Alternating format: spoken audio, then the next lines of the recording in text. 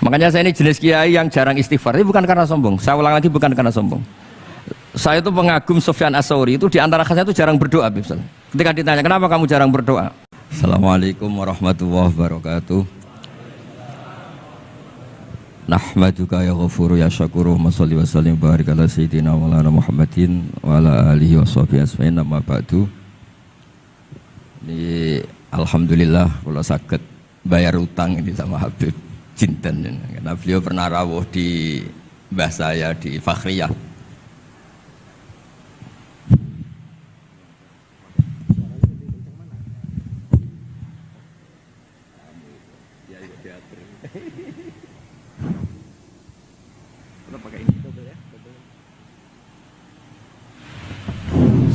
Cukup.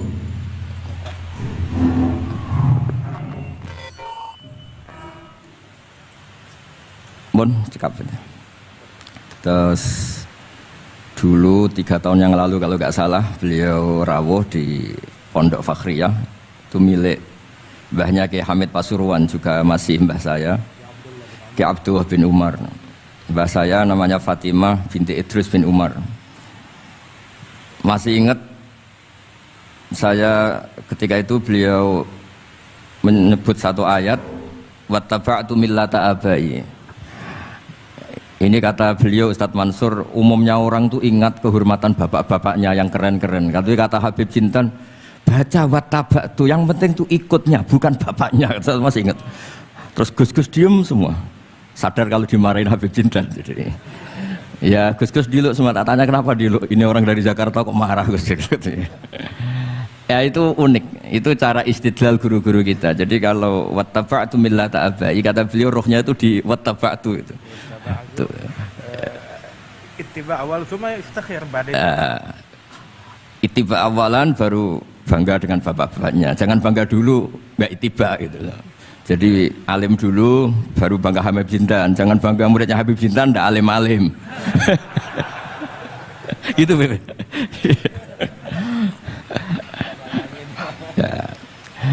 Jadi memang saya secara sengaja cerita sanad ini saya baca Mas Jamal ya, panggilannya apa?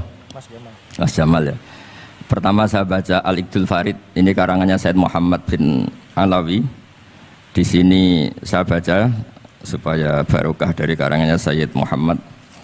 Di antara orang yang beliau sebut dari ulama Indonesia, beliau ngendikan Al-Habib Al-Mu'ammar Ali bin Abdurrahman bin Abdillah Al-Habsyi. Wal Habib, ya Kuitang ini Bebe. Ya, jadi juga. Ya, ini juga jad beliau dari omnya Wal Habib Ali bin Husain bin Muhammad Al-Attas Sahibitat. Wal Habib Hamid bin Muhammad bin Salim Asyiri. Wal Habib Muhammad bin Ahmad bin Zain Al-Haddad. Wal Habib Syekh bin Salim bin Umar Al-Attas. Nah, ini Wal Habib Salim bin Ahmad bin Jinten bin Syekh Abu Bakar bin Salim. Ini kitab karangannya Sayyid Muhammad bin Alawi. Terus ketika beliau cerita Sanad Ad-Darimi, Sunan Ad-Darimi, beliau ngendikan Arwi Sunan Ad-Darimi anis Sayyid Salim bin Jiddan, Alian anil Habib Utsman bin Abdillah bin Aqil bin Yahya Al-Alawi, Mufti Batawi. Ya, an Utsman bin Hasan Ad-Dimyati anil Amir Al-Kabir. Jadi keberadaan Habib Salim ini mudawwan, selain faktanya beliau sering taklim juga mudawwan dibukukan. Saya pernah hormat kholnya Syekhona Khalil. Di situ di antara manaqibnya ditulis min ajalli ta'lamidhi Salim Al-Habib An-Nasib Salim Maula Jinten, Alu Jinten disebut di situ. Jadi ini bukan cerita untuk tafakhur, bukan untuk fakhriyah, tapi ini memang fakta untuk fakhriyah. Karena pondoknya buyut saya juga namanya fakhriyah. Minal fakhriyah ilal fakhriyah. Ya, minal fakhriyah ilal fakhriyah kata. Nah, ini tentang sanad. Tadi saya sudah mentasihkan beliau dan beliau mengkuatkan hujah kita. Dulu ketika Habib Salim banyak orang yang menyalahkan orang pakai celana, nanti jenengan yang cerita, beliau juga bela kultur itu. Saya pernah baca di kitabnya Said Muhammad Alawi, judulnya itu Manhajus Salaf fi Fahmin Nusus. Di kitab saya itu halaman 423. Nanti bisa dicek halaman 423. Di situ ada kata-kata wa kanat sunnatu Rasulillah sallallahu alaihi wasallam annahu yat'amu ma yajiduhu fi ardi wa yalbasu ma yajiduhu wa yarkabu ma yajiduhu mimma abahahu Allahu ta'ala. Terus beliau cerita, siapapun yang makan faman at'amama yajiduhu fi ardi fahuwa al-muttabi' lis-sunnah kama annahu hajjal baita min madinati nafsi faman hajjal baita min madinati nafsi fahuwa al-muttabi' lis-sunnah. Jadi supaya perasaan orang Indonesia ketika berpakaian seperti ini, seperti saya, seperti teman-teman ini tetap tercantol, tetap terhubung oleh Rasulullah Shallallahu Alaihi Wasallam. Misalnya Nabi, karena beliau itu orang Madinah, tentu hajinya atau mikotnya dari Dzul Khulaifah. Karena kita orang Indonesia lewat Yalamlam ya harus lewat Yalamlam. Waqata Rasulullah li ahli Madinah Dzul Khulaifah, wa li ahli Syam al-Juhfah, wa li ahli Najdin Qornan, wa li ahli Yaman Yalamlam. Jangan mentang-mentang ikut sunnah Nabi terus orang Yaman mikotnya dari Dzul Khulaifah, orang Sam juga dari Dzul Khulaifah. Semua itu harus min madinati nafsi. Sama seperti Rasulullah yat'amu ma yajiduhu fi ardi, kita juga nat'am ma najiduhu fi ardina. Sehingga jangan sampai umat Islam yang perilakunya keseharian ini sudah baik kemudian merasa tercerabut dari sunnah Rasulullah Shallallahu Alaihi Wasallam.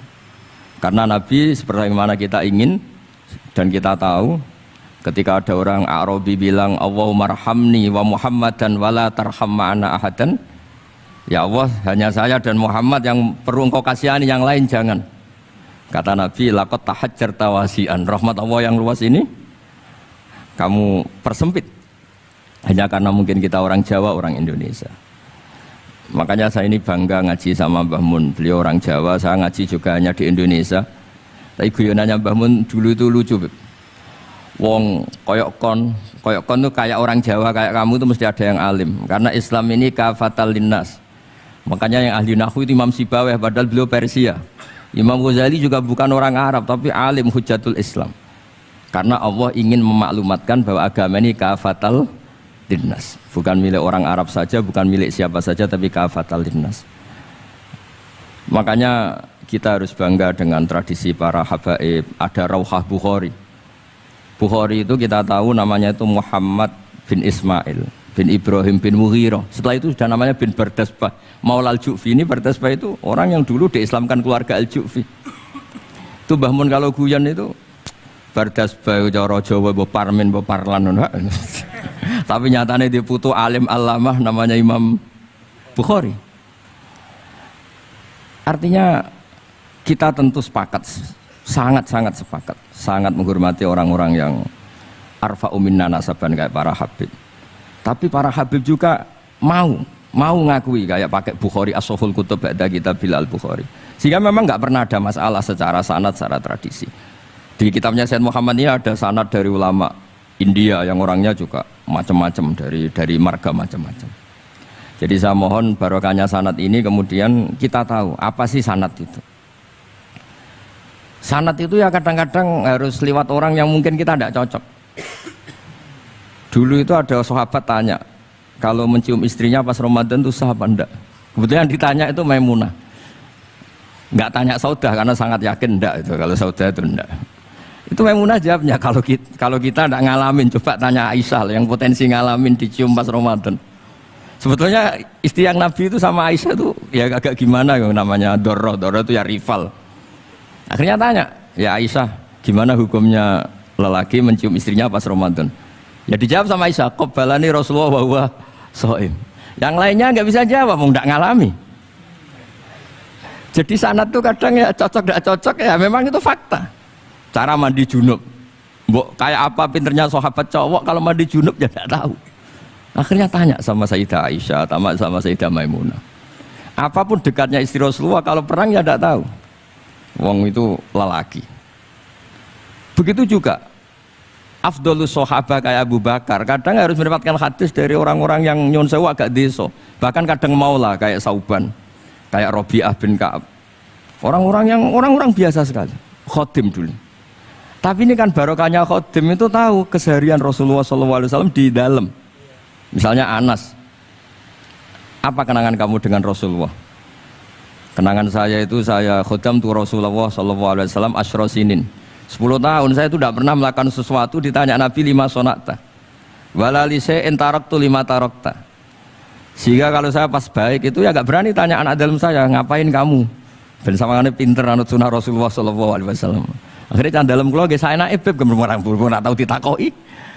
Jadi hal-hal seperti ini itu keseharian yang harus kita suka. Di antaranya lagi, inna min khiyari ummati fima nabba'ani al-malul a'la. Kauman yathakuna jahron. Di antara nanti umat pilihanku adalah orang-orang kalau tertawa itu keras sekali. Kauman yathakuna jahron. Itu dulu juga padahal ada riwayat kasratu dhahki tumitul qalba. Banyak tertawa itu bisa mematikan hati. Tapi ini juga dilawan kalau banyak cemberut bisa frustasi. Sehingga di ilmu ini cerita saya nanti di tasnya Habib Jintan. Semoga nasinya bener, saya tamu pasti dihormati. Nggak penting bener ndak itu nggak penting. Yang penting tamu itu dihormati. Ya kebetulan saya ini tadi kan hormat mbah saya masih mbah saya Mbah Mutamakin di Hajan. Terus pagi tadi hormat buka luar di Sunan Kudus jam 7 saya tadi di Kudus. Ya akhirnya sama teman-teman difasilitasi disuruh naik pesawat tadi jam 11 tadi. Tapi saya tidak capek karena memang saya senang cerita sanad. Tapi yang lucu-lucu saja. Nanti yang serius jangan saya, yang lucu-lucu saja. Biar lucu sampean tuh tidak ngawur, tapi ada sanadnya. Ada seorang mufassir yang bilang ketika nafsiri wa annahu wa adhaka wa abka. Allah itu zat yang memberi kamu tertawa. Mbok kamu ingin susah, tidak akan tertawa. Tapi kalau Allah menghendaki ya tertawa aja. Ada orang miskin frustasi, maunya gak tertawa. Tahu-tahu jalan-jalan ngerti badut, ya akhirnya tertawa. Ya karena adhaka itu fi'lullah. Kalau Allah menghendaki mau apa? Karena adhaka itu fi'lullah. Nggak bisa. Orang yang baru seneng kayak apa, nggak ingin nangis. Tapi kalau Allah menghendaki wa abka, dinangiskan ya tetap menangis. Wa anna wa adhaka wa abka. Karena kita ini semua adalah objek oleh kudrahnya Allah Subhanahu wa ta'ala. Saya itu sebenarnya paling nggak ingin ngaji bareng Habib loh. Selain kalah nasab ya kalah ganteng. Ya tapi ditakdir mau apa? Mau apa? Ya sudah sami'na wa ata'na. Jadi saya saat ini tidak cari pahala benar, tapi pahala tawadhu karena diundang ya. Sudah penting benar salah, penting tawadhu. Jadi saya tadi sedang rayu sama Allah, ya Allah, saya kali ini tidak cari benar, cari tawadhu. Sudah mesti pahalanya besar tawadhu itu. Jadi supaya Islam ini gampang ya. Saya pernah cerita ke kiai yang khusyuk. Kalau sholat lama sekali, tak cerita ini hadis. Nabi itu gak pernah menegur orang yang sholat cepat. Yang ada itu sanad negur sholat lama. Terus tak cerita ini hadisnya Mu'ad, tertawa-tawa deh. Gus kamu itu raan kok masih punya dalil. Saya punya sanad. Ada nggak sanad Nabi negur orang yang baca surat pendek? Nggak ada. Yang ada itu yang baca surat panjang. Nanti bisa direvisi sama Habib Jitin kalau nggak cocok, tapi ini yang rileks saja karena potongan Islam Jawa ini kalau tidak berat nggak akan kuat. Jadi ya sudah, inna minkum munafirin katanya Nabi. Sholat yang terlalu lama itu munafir kata Nabi. Afattanun anta ya Mu'ad, kamu bikin umat ini nggak nyaman karena kalau kamu jadi imam itu lama sekali. Ini alhamdulillah betul, hadis ini harus kita hafal betul. Nah, supaya Islam ini meskipun pilihan-pilihan keseharian itu ada sanad, itu saja kepentingan saya. Yat amu ma yajiduhu fi ardi wa yalbasu ma yajidu wa yarkabu ma yajidu. Saya sering beb di tahun desa-desa Gus, anak kula tahnik cethaki Gus, tapi mboten enten kurma, wis nganggo degan ae. Lho Gus dari kiai-kiai ku kurma. Kurma itu halawiyat, ya degan juga termasuk halawiyat. Ya sudah. Kalau kamu ingin sunnah Rasul, Nabi enggak pernah sholat di Indonesia, berarti kalau kamu sholat ke Mekah dulu kata saya. Maksud saya supaya orang itu nyaman dengan Rasulullah itu hadir di semua sisi kehidupan kita. Kalau dalam istilah Sayyid Umar Hafid, Faruhu Muhammadin sallallahu alaihi wasallam awsa' wa asra'. Kalau kamu bisa tawassul dengan Nabi Ibrahim, Nabi Musa, dan beliau-beliau bisa datang ketika Lailatul Mi'raj untuk hormat Rasulullah sallallahu alaihi wasallam di Baitul Maqdis, Faruhu Muhammadin awsa' wa asra' kata beliau. Jadi bisa datang di kapan saja, di mana saja. Jadi jenengan meskipun di Indonesia tidak usah khawatir, kita semua ini dilihat Rasulullah SAW. Dan cara lihat Nabi itu gampang, tidak kayak kita. Kata Rasulullah, hayati khairun lakum wa mamati khairul lakum. Saya kalau masih hidup juga baik untuk kalian. Anda bisa cerita hadis dengan saya, sering bercengkrama. Dan ketika saya wafat kata Nabi, saya sudah dekat sama Allah Ta'ala. Kalau melihat kamu baik, saya muji Allah. Kalau melihat kamu salah, saya mintakan ampun. Makanya saya ini jenis kiai yang jarang istighfar. Ini bukan karena sombong. Saya ulang lagi, bukan karena sombong. Saya itu pengagum Sufyan Ats-Tsauri, itu di antara khasnya itu jarang berdoa. Ketika ditanya, kenapa kamu jarang berdoa? Selagi saya ngajar, kata beliau ini, selagi saya ngajar, itu masuk hadis ala khulafa'i rahmatullah. Waman khulafa'uka ya Rasulullah alladzina yuhyuna ma amatun nas min sunnati. Jadi kalau saya baca Bukhari, otomatis dapat doanya Nabi ala khulafa'i rahmatullah. Timbang kamu doakan nangis-nangis gak jelas mandinya, mendingan mulang gitu. Terus kedua, doa hamalatil arsy. Alladzina yahmiluna al-arsya man hawlahu yusabbihuna bihamdi rabbihim wa yu'minuna bi wa yastaghfiruna. Kita semua sudah diistighfari sama malaikat hamalatul arsy. Rasulullah juga wastaghfir li dzambika walil mu'minina wal mu'minat. Fastighfaru Rasulillah qad kafana wa fawqal kifayah, kata beliau. Artinya gini, kalau Kangkang jarang istighfar itu jangan karena sombong, manfaatkan fasilitas ini gitu. Ini pentingnya. Jadi semua itu jangan sampai kita ada istighfar karena jafa, karena jafatul qalb, karena qaswatul qalb. Enak lah kalau ada fasilitas gitu, ada fasilitas. Itu kalau saya pidato di depan Gus-Gus. Kalau di depan Habib berani, di depan Gus-Gus. Itu ada yang setengah beling, setengah ada alim, ada yang alim. Terus yang beling-beling pesan sama saya, Gus tolong bela kami maksudnya.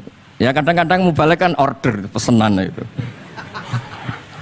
Terus tak bacain ayat walladzina amanu wattaba'athum dzurriyyatuhum biimanin alhaqna bihim dzurriyyatahum wama alasnahum min amalihim min syai'.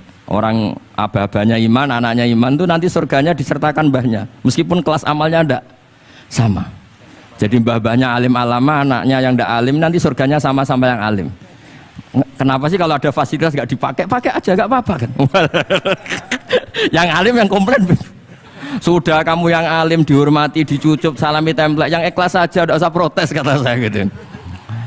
Artinya saya inginlah keseharian kita yang awam, yang apa itu harus cari backupan hadis supaya semua keseharian kita itu ada apa? Sanad. Misalnya sampean kalau malam itu nggak bisa tidur, tahajud ndak, witir ndak, ya mutolaah ndak. Tapi lihatlah itu sebagai tarkul ma'asi. Apa tarkul ma'asi? Alhamdulillah malam ini saya ndak zina, ndak maling, ndak dugem. Coba kalau kamu malam-malam di kamar, itu namanya apa? Ndak tahajud, ndak witir kan? Tapi kamu harus syukur karena itu tarku zina, tarku sarikoh, tarku kada wa kada. Supaya kamu tetap syukur sama Allah Ta'ala. Ithmamin mubakhin ila wa yatahaqqaqu bihi tarku haramimma. Setiap mubah yang kita lakukan pasti di saat itu ada haram yang kita tinggalkan. Makanya dulu banyak orang-orang soleh yang semalaman tuh guyon sampai pagi. Bukan karena ingin urakan, enggak, karena mengalahkan setan. Malam itu godaan mungkin ingin ngintip siapa itu masih kuat sekali. Ingin nonton siapa itu kuat sekali. Terus setan dilawan dengan guyon. Ternyata setelah guyon tuh asik, tahu-tahu pagi dan dutannya selesai. Oh itu setan bisa setruk melawan orang alim seperti ini. Karena nilainya tarkul masih. Meskipun dengan cara guyon, karena kalau yang cara wiridan itu calon wali, kalau yang nggak calon wali ya pokoknya tarkul maksiat. Maksud saya supaya harian kamu yang biasa-biasa saya ini menjadi luar biasa karena ada sanad. Ada apa? Ada sanad. Makanya dulu ulama-ulama itu kalau ngelawan setan itu pakai faroh, pakai seneng. Karena setan tuh paling seneng kalau melihat orang mukmin susah. Kalau susah terus ngersulo, kalau ngersulo gugat kodok qadar. Disebut innaman najwa minasyaiton liyahzunal ladzina amanu. Jadi setan tuh targetnya supaya orang mukmin itu resah. Kalau resah gugat. Pertama gugat orang tua. Ngapain sih jadi anaknya orang miskin? Jadi susah kita kan. Kalau yang nggak mulia ngapain jadiannya Parman? Kalau saya Habib kan langsung mulia, kalau Gus kan langsung mulia. Gugat orang tua, gugat sana, gugat sini. Tapi kalau kamu sudah seneng, wajah pesek, welek, keriting, sawan ngerah karuan. Kan nggak gugat siapa-siapa. Ya sudah yang kebaik kul bifadlillah birahmati fabidzalika falyafrahu. Jadi saya ingin semua itu senang bifadlillah birahmati yang rileks, yang saya ini kalau nuruti capek-capek. Tadi malam saya di Mbah Mutamakin, tadi pagi hormat Sunan Kudus. Terus tadi naik pesawat, datang mandi langsung hormat. Kalau itu dihitung capek, capek. Tapi kalau dihitung senang ketemu Habib Jintan, ketemu jenengan, kesempatan seperti ini nggak gampang. Ya sudah selesai. Makanya ini latihan ya, latihan terus. Saya ulang lagi apa? Latihan terus supaya Islam itu ada di semua sisi hidup kita. Saya pernah cerita, sering cerita di mana-mana itu. Ada wali itu istrinya cerewetnya bukan main. Wah itu semua muridnya sudah tak biayai kamu cerai nanti tak ganti istri yang lebih baik lebih. Nggak mau nyerah alasannya apa? Ini wanita bahaya sekali. Kalau sampai dinikah orang lain kasihan orang lain dapat musibahnya. Biar saya aja yang ngalami kata-kata wali itu. Jadi dia ada ingin, makanya ada juga kiai di santri bullying di rumah teh. Santri ini nak pindah pondok, ngerusak pondok uang, mendingan pondok kuai. Jadi dia handle. Terus sekarang apa? Dia handle daripada ngerusak pondok orang lain, mendingan pondok saya saja. Jadi cerita-cerita seperti ini harus kita kaji, supaya semuanya itu pakai sanad ilmu. Sama lihat di kitab Ihya itu, ada bab-bab di Ajaibul Qalb. Apa di bab apa Ajaibul? Di situ kayak apa Imam Ghazali memerankan orang-orang pilihan Allah yang menjadi gampang melihat keseharian. Misalnya gini, misalnya Islam zaman akhir kan katanya tantangannya banyak. Coba kalau baca ayat wa ya'ballahu illa ayyutimma nurah wallahu mutimmu nurih. Agama ini milik Allah, diurus oleh Allah Ta'ala. Islam ke Indonesia itu enggak ditunggoni Nabi. Nabi sudah intaqala ila rafiqil a'la. Kadang di kampung-kampung di Islam nomodin. Ya jalan karena ini agama Allah. Kita ditinggal-tinggal orang yang lebih baik ketimbang kita. Islam kita tunggui. Ya jalan, memang ini agama Allah yang ngurus Allah. Kamu tidak usah khawatir. Jadi seneng kita bukan karena dablek, karena yakin jaminan Allah Subhanahu wa taala. Jangan sampai kamu itu seneng karena dablek, karena arogan, jangan. Karena bidomanillah, yakin bidomanillah wa bikafalatillah. Seperti senangnya Sayyid Abdul Muttalib. Ketika Ka'bah mau dirubuhkan Abraha, ada penyerangan Abraha. Ini yang Mbah Mun sering cerita ini. Wah itu semuanya kalah. Terus takok, man Sayyidu Hadhil Wadi? Siapa tuan di sini? Abdul Muttalib. Abdul Muttalib itu datang dengan wibawanya yang luar biasa. Abraha itu sampai bingung dia. Kalau duduk di singgasana dia disalahkan orang banyak. Karena raja kok duduk berdua sama orang yang tidak raja. Kalau Abdul Muttalib di bawah, dia nggak punya nyali karena ada haibahnya Sayyid Abdul Muttalib. Oh, oleh takdim luar biasa. Setelah itu tanya, apa keinginan kamu? Saya tidak ingin perang, saya hanya ingin merobohkan Ka'bah. Ternyata Sayyid Abdul Muttalib jawabnya apa? Unta saya yang 100 lo kembalikan dulu, tidak usah cerita Ka'bah. Kagetnya bukan main Abraham. Kamu ini pemimpin yang nggak benar. Ka'bah itu dinu kawadinu abaik, itu kan agama kamu. Mau saya robohkan kamu malah bicara unta. Ini kamu itu pemimpin model apa? Jadi saya nyesal hormat kamu. Ternyata kamu mental kamu hanya mikir apa? Unta. Tapi jamnya Abdul Muttalib itu unik. Inna lihadal bait rabban hamaluk. Unta itu milik saya, kembalikan dulu. Kalau Ka'bah itu milik Allah, nanti diurus yang punya. jadi di balik seenaknya itu ada tauhid yang luar biasa. Makanya saya termasuk kiai yang nggak susah kalau mau mati. Kalau mau mati, mati aja. Saya udah mikir kalau setelah saya ini agama gimana ya, gak gimana-mana. Agamanya Allah Ta'ala. Jadi dibalik, ya secara lahir kan seenaknya. Ternyata innal yadal bait rabbana hamahu. Kabeh itu ada yang punya, nanti biar diurus yang punya. Nah maksud saya kalau jenengan ini kan insya Allah dablek semua. Kawin ya nggak mikir istri saya nanti makan apa, ya kan? Masa depan kamu ya tidak dipikirkan, warisan nggak punya apa-apa, nggak punya ya sudahlah. Bukan karena dablek, karena tawak. Itu saja pokoknya saya ingin ngomong, pokoknya perilaku Anda keseharian itu jadi energi to'at, ya. Perilaku keseharian Anda ini jadi energi apa? Itu saja. Barokahnya kamu ngaji napa sanad.